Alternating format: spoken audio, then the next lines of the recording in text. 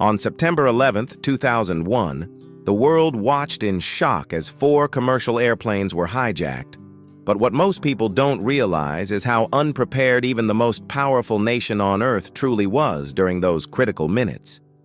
As the first plane struck the World Trade Center, the United States had no confirmed air defense response ready for a domestic attack of this scale.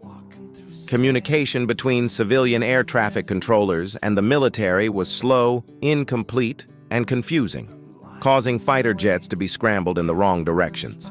Even NORAD, the organization designed to protect North American airspace, was effectively blind for several minutes, operating on fragmented information while history was unfolding in real time.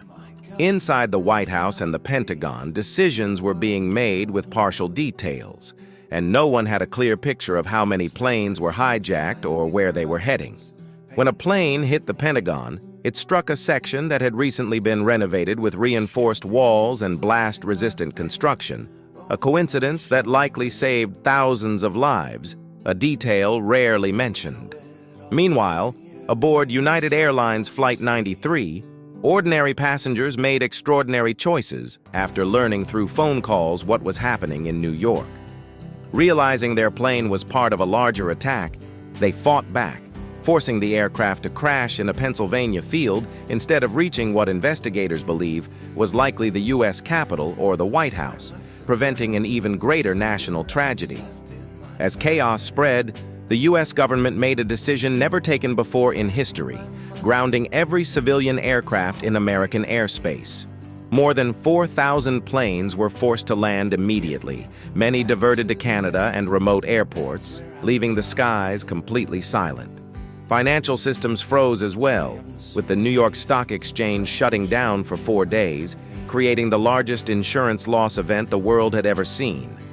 On the ground, firefighters rushed into the World Trade Center knowing the risks, but few people know that many never received the evacuation warnings due to radio communication failures inside the towers.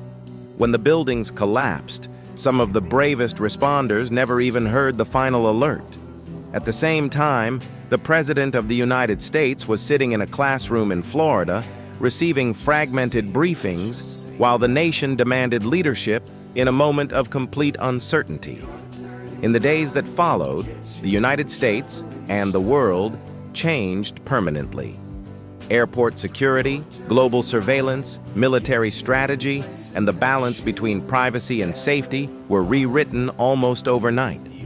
September 11th was not just an attack on buildings or people.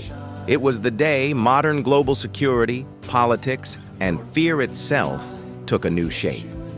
Everyone remembers where they were that day, but few understand how close the world came to even greater disaster, and how fragile even the strongest systems can be when history moves faster than preparation.